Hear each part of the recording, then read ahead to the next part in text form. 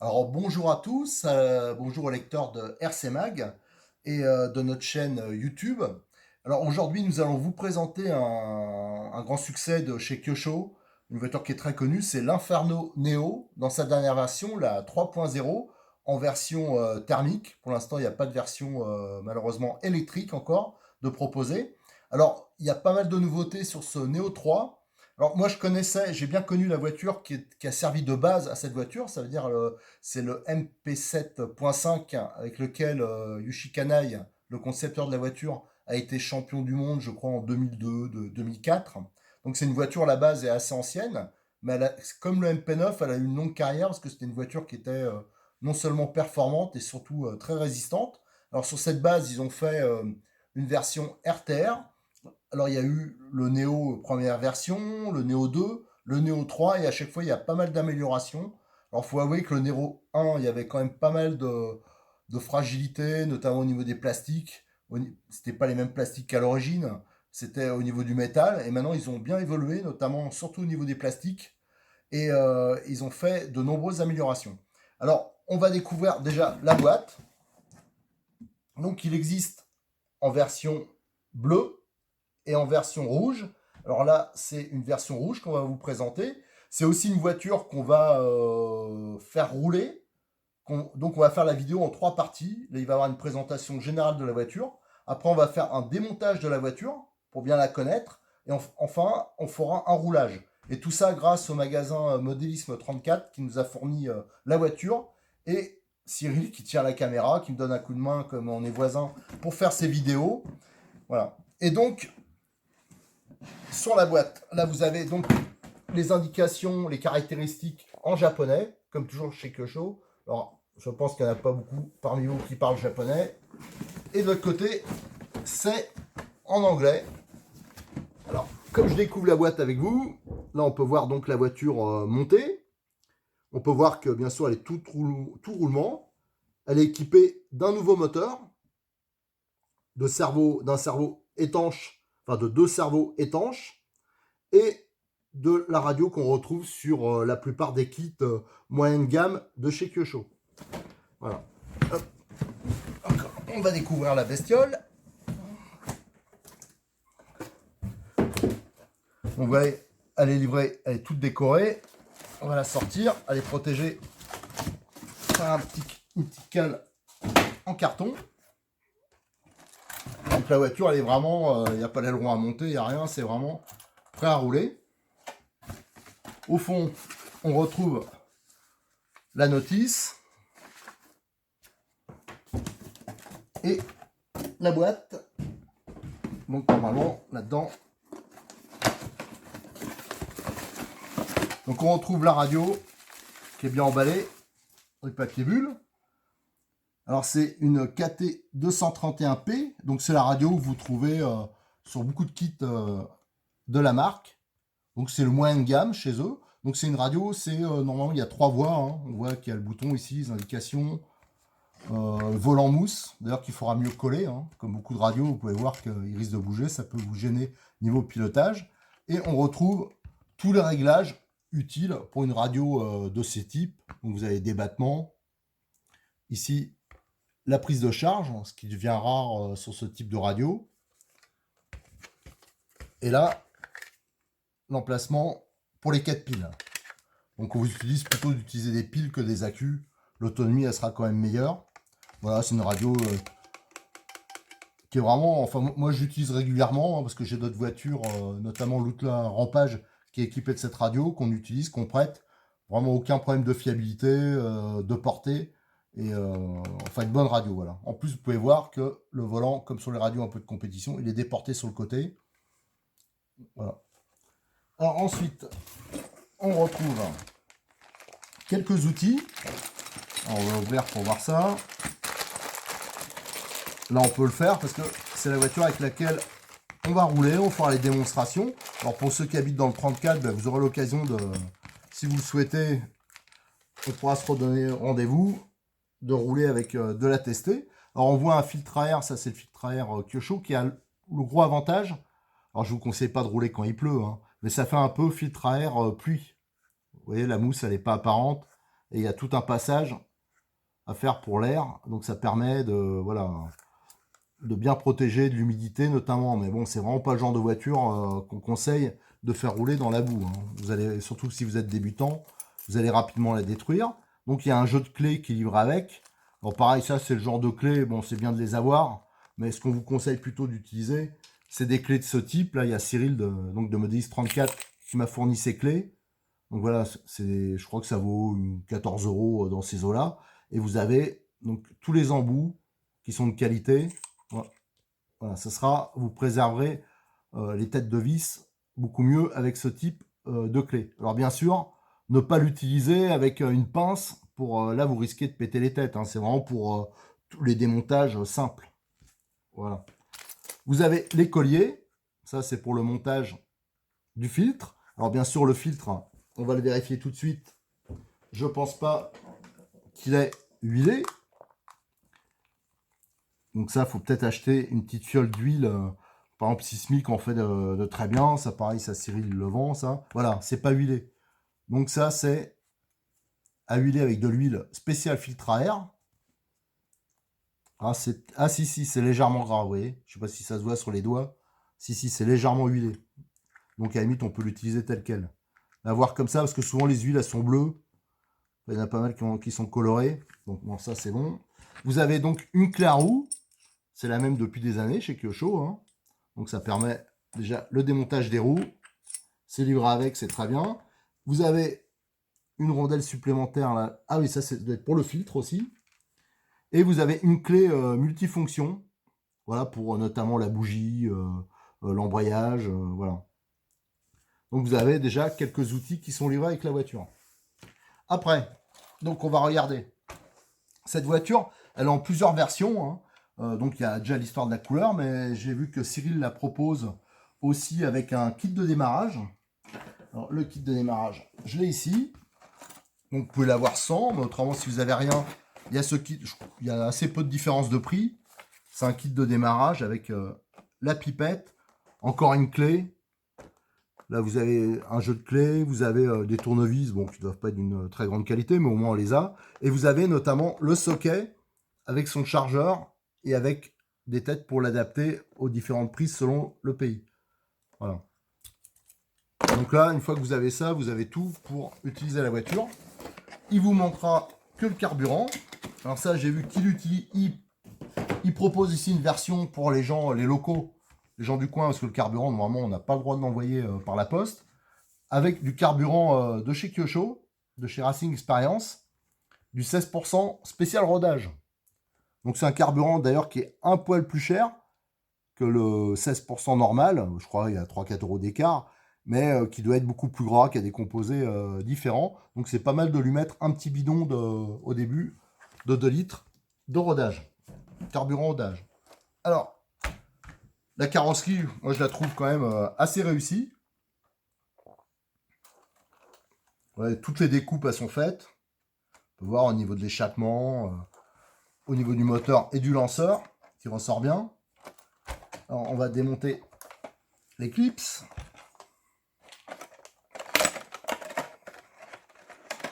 Alors, hop, attention au lanceur. Voilà, donc là, on peut voir, ça c'est le trou pour l'antenne, notamment, mais enfin, on voit que c'est très court. Voilà, donc la carrosserie, hein. Au moins, on n'a pas à la décorer, ça fait des bombes en moins achetées. Et donc là, on voit la voiture. Qui est, alors donc c'est vraiment très proche du MP75 de l'époque, hein. On retrouve la même platine radio, la même boîte radio qui est bien protégée. On retrouve les platines en alu, ici et ici, pour le sauve-cerveau. On retrouve les renforts de châssis. Donc le réservoir de l'époque aussi, hein. On peut voir là ici la petite mousse qui protège le carburateur, donc avant le montage du filtre à air. On peut voir le coude qui est monté sur ressort. Alors c'est encore à l'ancienne, il y a encore une durite ici. Alors à savoir, pareil, hein, quand vous voulez améliorer, si vous ne faites pas de la compétition, j'ai vu que Cyril, il commercialise aussi des résonateurs complets modernes pour un prix de misère, je crois que c'est dans les 40 euros. Quand on voit que les modèles de compétition, souvent c'est plus vers les 90, 100 euros. Donc c'est assez intéressant aussi. On peut voir donc là les deux cerveaux du même type, ils sont de type étanche. On peut voir que maintenant, alors c'était pas le cas sur les tout premiers Néo, il y a des pas inversés partout. Vous voyez ici, pour régler le carrossage, pour régler le pincement, le carrossage à l'arrière. Alors, autre changement important pour ceux qui ont connu les premiers Néo, ici vous aviez des axes pour les triangles, c'était des clips. Alors souvent ça se barrait, c'était pas pratique. Maintenant c'est des axes. Et ici vous avez une bague qui maintient, il y a sûrement un méplat. On va démonter de toute façon sur une autre vidéo. Donc ça permet quand même une fixation largement plus fiable. Tandis qu'à l'avant, on peut voir c'est des vis ici. Donc la première partie doit être filetée. Donc ça visse dans le plastique, ça évite de mettre des bagues ou des clips. On a la même chose au niveau des portes fusées. Et là, au niveau, alors ça se verra plus quand ça sera démonté, mais là, les axes, ils sont maintenus par le pare-choc. Les axes de triangle inférieur. C'est-à-dire quand on démonte le pare-choc, on peut facilement démonter toute la triangulation. Alors les amortisseurs, ils ont des corps, alors ça n'a pas évolué, c'est des corps en plastique, mais c'est des très gros volumes, avec des bouchons et des bagues en aluminium. Alors ça, il faudra voir la fiabilité, mais normalement, je vois pas pourquoi, s'il n'y a pas de choc, pourquoi ça casserait. De toute façon, ça, c'est le genre de voiture, si vous voulez monter des amortisseurs de la marque, c'est quand même, là, c'est un gros budget, hein, parce que des amortisseurs de MP9, ça coûte quand même très cher. Donc, à voir comme ça en statique, l'amortissement, il est assez sympa, je trouve. À l'arrière, c'est un peu dur, mais bon, il suffirait de dévisser. Donc, ça, à ce niveau-là, c'est assez sympa. On va démonter les roues. Alors ça, les pneus, c'est aussi une nouveauté. Là, ils ont mis des pneus à pavés, avec des gros pavés bien espacés. Donc ça devrait passer un peu partout, que ce soit de l'herbe, de la terre, avoir une bonne accroche. Surtout que le pneu, contrairement à ce qui se faisait avant, où c'était des pneus assez durs, là, la gomme, elle est vraiment très tendre. Donc je pense que l'accroche va être vraiment très bonne. Allez, on va démonter les roues pour découvrir.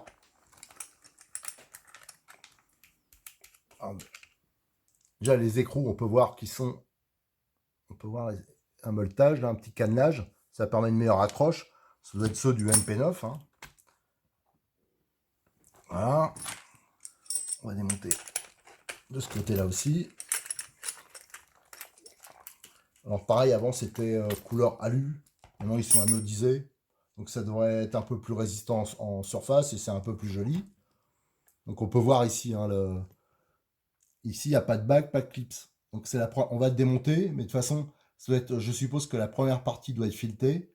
Et après ça rentre, voilà, ça permet de simplifier le montage. Et là, on peut voir qu'il y a des rondelles ici qui permettent de régler l'empattement de la voiture. Donc c'est un réglage de plus.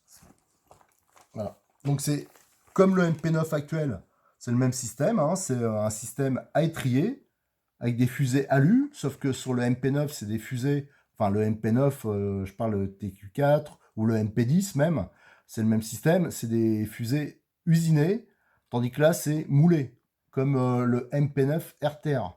Alors, faut juste faire un peu plus attention, notamment au niveau du montage ici. On peut plus facilement foirer dans de l'alu moulé que dans de l'alu usiné. À l'avant, c'est des cardans homocinétiques. On peut voir ici. Tandis qu'à l'arrière, je vérifie, c'est des cardans goupillés. Alors, ça marche très bien aussi, hein, genre pour le train arrière. C'est largement suffisant, hein, c'est pas une option qui est nécessaire. On peut voir au centre, c'est des cardans goupillés. Voilà, ça aussi, il n'y a pas de problème. C'est très bien. Là, on a un double frein à disque. Donc, c'est des plaquettes avec un revêtement type pseudo Forodo, avec une petite protection là pour les projections, pour le réservoir. Toutes les durites, bien sûr, elles sont bien installées. Qu'est-ce qu'on a d'autre autrement? On peut voir au niveau... Alors, je vais vous parler un peu, comme après, la prochaine étape, ça va être le démontage complet de la voiture.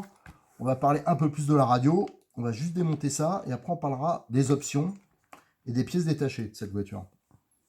Alors le compartiment radio, si mes souvenirs sont bons, ici c'est le récepteur. Alors ce qui est pas mal, ça c'est aussi un progrès qu'ils ont fait Kyosho par rapport à leur ancien kit, c'est que généralement ils mettaient le récepteur comme ça. Maintenant on peut voir que c'est bien emballé dans un bloc en mousse. Voilà. Donc il y a la mousse qui protège. Et là on a le mini récepteur, donc 3 voies. Hein. Donc ça veut dire que si on peut l'utiliser sur, on peut mettre une autre fonction, si l'éclairage ou l'utiliser sur un crawler ou n'importe quoi. Voilà. Donc on peut voir, il est très fin. Alors moi, ce que je conseillerais, hein, c'est de mettre un peu de Chatterton ici pour éviter que la prise sur des chocs elle puisse s'enlever, ce qui pourrait, par exemple, casser le moteur. Hein. Voilà. Et peut-être éventuellement mettre de la mousse un peu au fond. Parce que voilà, ça éviterait que ça tape comme ça. Mais déjà avec la mousse qui est au-dessus, ça le bloque bien. Mais un peu de mousse collée au fond, ça serait pas mal. Et on va aller voir. Voilà, là, on peut voir qu'il y a un gros bloc de mousse. Le gros bloc de mousse qui plaque le boîtier pile au fond. Alors ça, par contre, ça c'est, si vous avez un peu de sous à dépenser, c'est une des premières options à mettre. Mais on peut voir à démonter, je ne vais pas forcer, c'est un peu embêtant. Parce que déjà, à chaque fois que vous allez vouloir changer les piles, vous voyez que ça passe vraiment juste.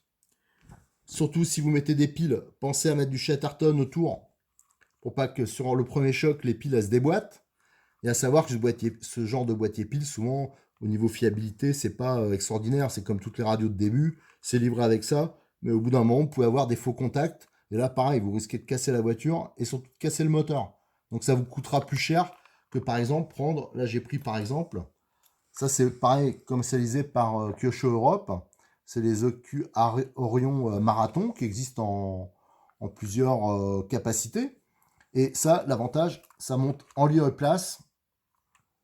On le cale bien avec de la mousse. Et après, on charge par l'extérieur. On n'a pas besoin de démonter à chaque fois.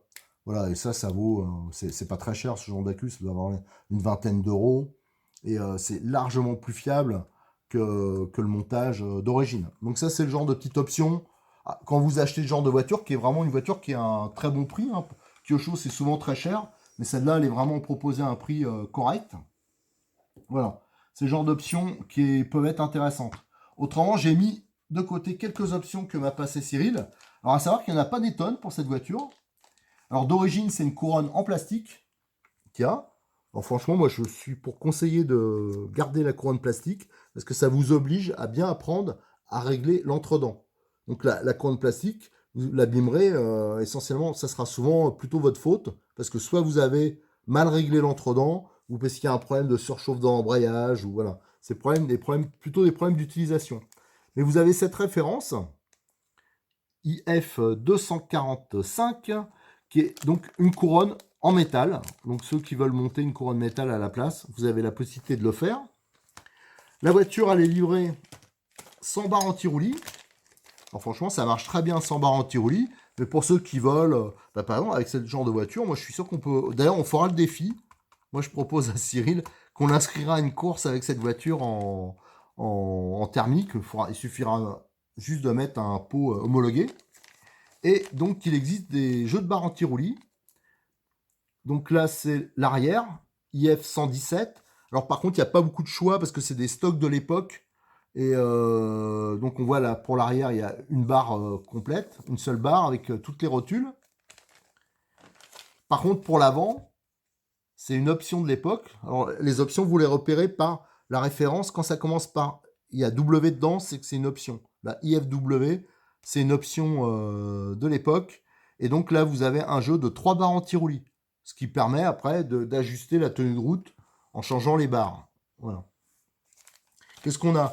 On a le support avant qui doit faire du 3 mm, hein, le support d'amortisseur. C'est de la tôle, c'est pas usiné. Hein, donc je pense que ça risque peut-être un peu de plier si on prend beaucoup de gamelles. Alors il existe une option d'époque.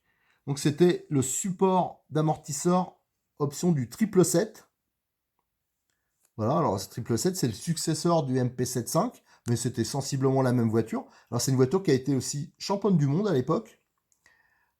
Alors donc vous voyez là la différence c'est qu'il y a des usinages, voilà, c'est un peu plus épais. Donc c'est une option qui vaut très peu cher, hein. Pareil là c'est même étonnant. Je me rappelle plus du prix, mais vraiment le prix pour du Kyosho est pas très cher. Et là par contre c'est une option que je vous conseille de faire. C'est un peu comme le pack d'accu, de pas trop attendre.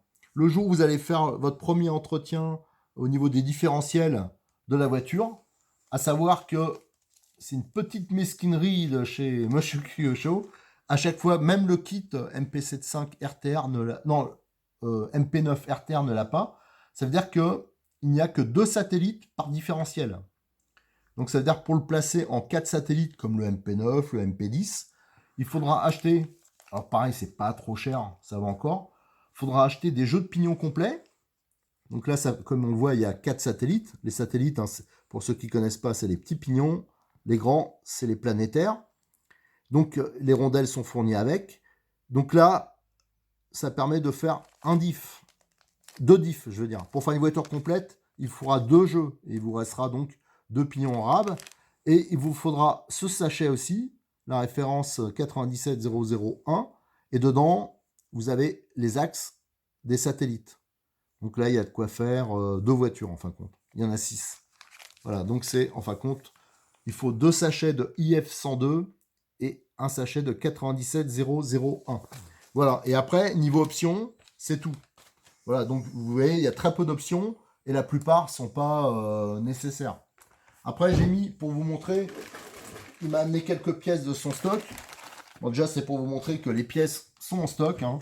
Il vend cette voiture, mais il a vraiment tout. Alors, vous avez, par exemple, les cordes différentielles qui sont livrées avec le joint. Alors, vous pouvez aussi acheter des pochettes de joints à part, parce qu'à chaque fois que vous démontez les diffs, il faut bien vérifier que les joints sont en bon état pour une bonne étanchéité. Ça, c'est pour vous montrer, c'est la couronne de 46 dents d'origine, qui est tout plastique. Voilà. Ça, c'est les triangles supérieurs. Ils sont vendus comme ça, avec toutes les rotules. Et je crois même que quand vous les achetez, c'est les triangles supérieurs, mais aussi les biellettes arrière aussi. Vous avez tout dedans, c'est avant-arrière. Là, vous avez les triangles avant. Alors c'est surtout les plastiques qui ont changé, parce que avant c'était un autre sous-traitant, si j'ai bien compris, qui faisait les plastiques. Et maintenant, il me semble que c'est les mêmes plastiques que le MP9 ou le MP10. Là, vous avez les fusées d'origine. Alors là, pareil, je vous conseille, si jamais vous en cassez une ou un truc comme ça, de remettre des fusées d'origine, parce que c'est quand même largement moins cher que les fusées option alu usinées. Et je vous montrerai lors du démontage la petite astuce pour pas abîmer notamment les pas de vis ici. Ça, c'est les étriers qui existent. Là, il n'y a qu'une seule valeur de chasse, hein, et ça n'existe plus les options. Avant, il y avait plusieurs valeurs, c'est plus possible. Mais enfin, ça gêne pas au niveau tenue de route, au niveau adaptation, il y a quand même suffisamment de réglages. Et vous avez donc les cellules d'origine. Voilà, ça c'est à peu près donc le type de pièce qu'on peut avoir éventuellement dans sa caisse, hein. Dans sa caisse, quand vous commencez, moi je vous conseille surtout d'avoir une couronne d'avance et peut-être un jeu de triangle supérieur, inférieur plutôt. Voilà. Et je pense qu'avec ça, vous aurez largement de quoi faire. Après, on va finir par la notice. Alors vous avez 2 notices, hein, qui sont livrées avec. Donc là, celle-ci, on peut voir que notamment, elle est aussi en français. Alors ça, c'est plutôt une notice comme si vous l'aviez acheté en kit. Alors ça, c'est pas mal parce que souvent les RTR, on n'a pas la phase montage complet. Là, vous avez vraiment tout qui est expliqué. Voilà. Et après, à la fin, là, on voit d'ailleurs les montages des options, les barres anti-roulis. Là, vous avez les éclatés de la voiture avec toutes les références. Le moteur, alors on peut voir, ça on le démontrera, hein, quand on va faire la vidéo du démontage. On peut voir que c'est un embrayage 3 points. Alors ça, il y a eu des gros progrès au niveau des moteurs, parce qu'avant, c'était des moteurs notamment, il n'y avait pas de support moteur à part, type MP9 là. C'était le support, en fin de compte, on vissait directement dans le moteur, c'était monobloc. Et l'embrayage, c'était un 2 points carbone, enfin, il y a eu pas mal d'évolutions, hein. Donc il y a ça. Ouais, c'est vraiment bien, bien détaillé. Là, d'ailleurs, on peut le voir là. Là, on voit qu'il n'y a que 2 satellites. Ça, je vous l'ai dit, j'ai pas démonté, mais chez Kyosho, c'est toujours comme ça. Il n'y a que 2 satellites. Et là, vous avez toutes les références des pièces, quelques options. Alors, je, tout de suite, il y en a qui n'existent plus, hein. Là, la baraque Karman et tout comme ça, c'est des choses qui ne sont pas disponibles. Enfin, ça n'avait aucune utilité. Les outillages Kyosho, la visserie, les conseils. Et là, plus spécifique, là, c'est spécifique au moteur, les réglages du moteur. Voilà. Et la deuxième notice, je pense que c'est pour la radio. Ah non. Non, ça c'est la mise en route rapide. Là, vous avez donc tous les réglages de la radio.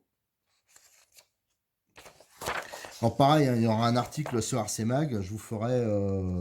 D'ailleurs, vous voyez, le montage des piles. Voilà. L'étranglerie. Premier démarrage du moteur. Voilà. Toutes les indications. Donc c'est en français. Donc c'est pas mal. Si, un dernier petit point. Donc ce moteur là, les dernières évolutions, ça se rapproche plus. Alors, je pense à peu près reconnaître l'origine de ce moteur. C'est des moteurs qui étaient utilisés, qu'on a utilisés en compétition il n'y a pas si longtemps. On voyait beaucoup de 4.2 qui roulaient avec ça en un moment. Donc on peut voir le carburateur, donc c'est classique, hein, le pointeau principal, la vis de reprise. Ici vous avez la vis de ralenti. Et au niveau de la bougie, c'est un culot court. C'est des bougies non turbo, culot court. Alors ça, j'ai regardé dans le stock à Cyril ce qu'il avait. C'est des bougies de ce type. Voilà. Donc qui existent en N4, N5. Alors il y en a chez Kyosho aussi des bougies. Alors après, c'est des différences de prix. Donc ça, c'est quand vous achetez un kit, je vous conseille d'acheter ou alors de négocier, de vous faire offrir une bougie. Vous avez, faut toujours avoir une bougie d'avance. Et surtout, ne pas prendre des bougies standards à culot long. C'est-à-dire pour les moteurs japonais.